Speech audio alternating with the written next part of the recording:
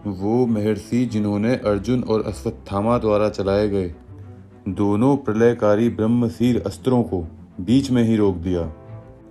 और केवल यही नहीं, युद्ध समाप्ति के उपरांत पांडव और कौरव सेना के कुछ मृत्यु सैनिकों को जीवित कर दिया। वह जिनके लिए स्वयं गणेश जी ने महाभारत का लेखन किया। ऐसे महान महर्षि वेद व्यास जी के जीवन के बारे में जानकर आप भी हैरान रह जाएंगे। तो दोस्तों, स्वागत है आपका हमारे आज के इस वीडियो में।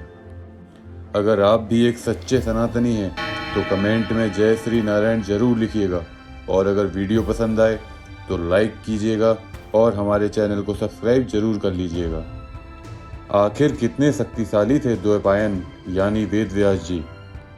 एक आवश्यक बात आपको बता दें कि व्यास जो है किसी व्यक्ति का नाम नहीं है, बल्कि यह एक पद है।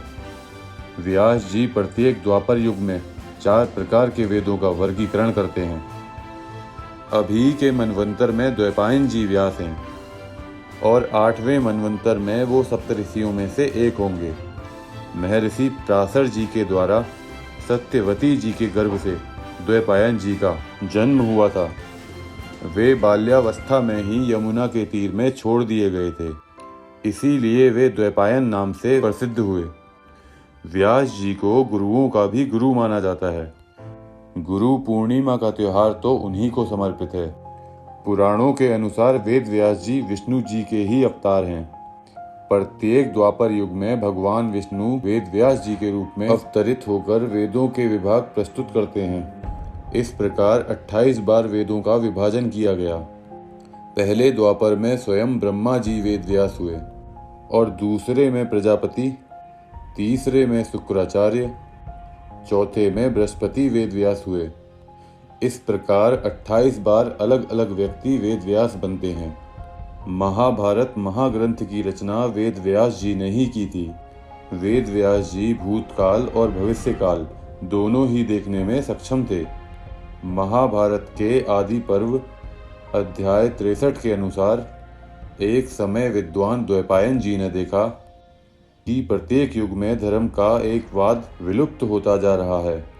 मनुष्यों की आयु और शक्ति क्षीण होती जा रही है, और युग की ऐसी दुर्दशा हो गई है कि ये सब देखकर उन्होंने वेद और ब्राह्मणों पर अनुग्रह करने की इच्छा से वेदों का व्यास किया।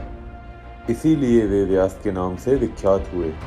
एक समय व्यास जी को एक पुत्र की कामना हुई, और उस इच्छा की पूर्ति के लिए उन्होंने भगवान शंकर की तपस्या की। उनकी इच्छा एक ऐसे पुत्र प्राप्त करने की थी जिनमें अग्नि, पृथ्वी, वायु, जल और आकाश इन सबके गुण सम्मिलित हों।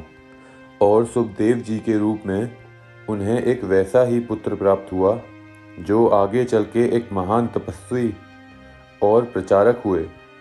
महर्षि जी के जीवन में 2 पक्ष, आध्यात्मिक और भौतिक, दोनों ही दिखाई देते हैं।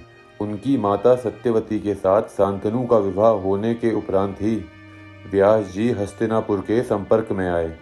पांडवों और कौरवों के उतार चढ़ाव में भाग लेना व्यास जी के जीवन का एक सांसारिक पक्ष था, परंतु उनके जीवन का एक बड़ा भाग वन के आश्रम में रहते हुए एक गुरु के रूप में व्यतीत हुआ, जहां वे अपने कई शिष्यों को वेदों की शिक्षा देते थे। महाभारत के आदि पर्व अध्याय 104 के अनुसार पितामह भीष्म की सहमति और सत्यवती की आज्ञा से कुरु वंश की वृद्धि के लिए महर्षि जी को हस्तिनापुर में आमंत्रित किया गया था। सर्वप्रथम अंबिका व्यास जी के समागम से धृतराष्ट्र का जन्म हुआ, और फिर उनके और अंबालिका के समागम से पांडु का जन्म हुआ। जब सत्यवती को ये ज्ञात हुआ कि धृतराष्ट्र और पांडु इन दोनों में ही त्रुटियां हैं, तो उन्होंने पुनः अंबिका जी को व्यास जी से मिलने के लिए नियुक्त किया। परंतु देव कन्या के समान सुंदरी अंबिका ने महर्षि के सांवले रूप और गंध का चिंतन करके भय के मारे देवी सत्यवती की आज्ञा नहीं मानी। महाभारत के आदि पर्व अध्याय 144 के अनुसार महर्षि व्यास गांधारी और धृतराष्ट्र के वहां पधारे। गांधारी के सेवा भाव से प्रसन्न होकर महर्षि व्यास जी ने उन्हें 100 पुत्रों की प्राप्ति का वर दिया। गांधारी ने गर्भ तो धारण कर लिया, पर 2 वर्ष बीत जाने के बाद भी प्रसव नहीं हुआ। गांधारी ने निराशावश ही अपने उदर पर प्रहार कर दिया। तब उसके गर्भ से एक मांस का पिंड प्रकट हुआ। तब व्यास जी ने गांधारी के उदर से प्रकट हुए मांस पिंड को 100 टुकड़ों में बांट दिया, परंतु उस मांस पिंड के यथा योग्य 101 भाग हो गए थे। व्यास जी ने उन्हें 100 कुंडों में गर्भ के रूप में परिणित कर गुप्त स्थानों में रखवा दिया तथा 2 वर्ष बीतने के बाद जिस क्रम से वो गर्भ उन कुंडों में स्थापित किए गए थे, उसी क्रम से उनमें से सबसे पहले दुर्योधन का जन्म हुआ। जैसा कि हमने पहले ही आपको बताया था कि व्यास जी भूतकाल देख सकते थे। उन्होंने ही द्रौपदी को उनके पूर्व जन्म के बारे में बताया था और ये भी बताया था कि उन्हें 5 पांडवों से विवाह क्यों करना पड़ा। जब वनवास के समय पांडव दैत्य वन में वास कर रहे थे, तो उस समय व्यास जी उनसे मिलने पहुंचे थे।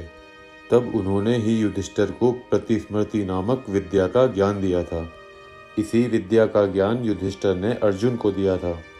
इसीलिए अर्जुन विभिन्न देवताओं से विभिन्न शस्त्रों का ज्ञान प्राप्त करने में सक्षम हुए थे। जब युद्ध होना निश्चित हो चुका था, उस समय उन्होंने धृतराष्ट्र को युद्ध रुकवाने की सलाह दी थी, क्योंकि श्री कृष्ण के अतिरिक्त एक वो भी थे जिन्होंने भविष्य देख लिया था। परंतु वेदव्यास जी की बात को भी अनदेखा कर दिया गया था। महर्षि वेदव्यास जी के ही आशीर्वाद से संजय को दिव्य दृष्टि प्राप्त हुई थी, जिससे महाभारत युद्ध में होने वाली घटनाओं का आंखों देखा हाल बताने में संजय सक्षम हुए थे। जब युद्ध में सात्विकी संजय का वध करने वाले थे, तो उस समय व्यास जी वहां प्रकट हुए।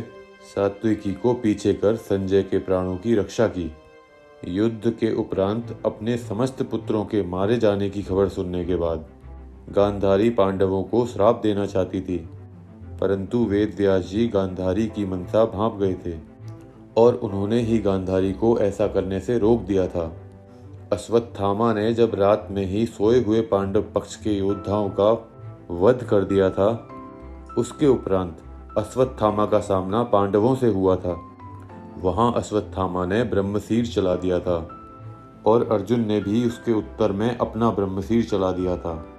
पर तभी वेदव्यास जी नारद जी के साथ आकर उन दोनों महान अस्त्रों के बीच में आकर खड़े हो गए और इतने शक्तिशाली अस्त्रों को बीच में ही रोक दिया। अर्जुन ने तो अपना शस्त्र वापस ले लिया था, लेकिन अश्वत्थामा ऐसा करने में सक्षम ना थे। महाभारत के आश्रम वार्षिक पर्व अध्याय 31 के अनुसार व्यास जी ने तपोबल से महाभारत युद्ध के उपरांत मारे गए सभी योद्धाओं को जीवित कर दिया था। व्यास जी ने भागीरथी के पवित्र जल में प्रवेश करके पांडवों तथा कौरवों के पक्ष में जो कई देश के निवासी योद्धा बनकर आए थे, उन सब का व्यास जी ने आवाहन किया था। फिर तो भीष्म, द्रोण, कर्ण, दुर्योधन, घटोत्कच, अभिमन्यु, शकुनी आदि समस्त राजा अपनी सेनाओं के साथ उस जल से बाहर निकलने लगे। उस समय मुनिवर व्यास ने प्रसन्न होकर अपने तपोबल से धृतराष्ट्र को दिव्य नेत्र प्रदान किए। तभी उन्होंने युद्ध में मारे गए अपने पुत्रों और सगे संबंधियों को देखा और ये सब देखकर धृतराष्ट्र आनंद मगन हो गए थे। यदुकुल के विनाश के उपरांत जब अर्जुन यदुकुल की स्त्रियां और कुछ श्री कृष्ण की पत्नियों की रक्षा ना कर पाए थे और अपने अस्त्र शस्त्रों की शक्ति विलुप्त हो जाने के कारण विचलित हो गए थे, उस समय अर्जुन व्यास जी के पास ही गए थे। उन्होंने ऐसा क्यों हुआ इसका कारण बताया था। आगे चल के व्यास जी राजा परीक्षित के पुत्र राजा जन्मेजय के सलाहकार भी बने थे। इसके अतिरिक्त पुराणों में व्यास जी को लेकर कई कहानियां हैं, जिनमें उन्होंने कई अद्भुत कार्य किए थे। उन सभी को एक ही वीडियो में डाल पाना काफ़ी कठिन है। आज के वीडियो में इतना ही। आशा करते हैं आपको आज का वीडियो पसंद आया होगा। अगर ये वीडियो आपको अच्छी लगी हो तो वीडियो को लाइक करें और अपने बंधु बांधवों को शेयर करें। कमेंट में जय श्री नारायण जरूर लिखें। ऐसे ही वीडियो देखने के लिए हमारे चैनल फैक्ट टेक जी को सब्सक्राइब जरूर करें। सर्वे शुभम भवतु। आइए मिलते हैं अगले वीडियो में। जय श्री नारायण।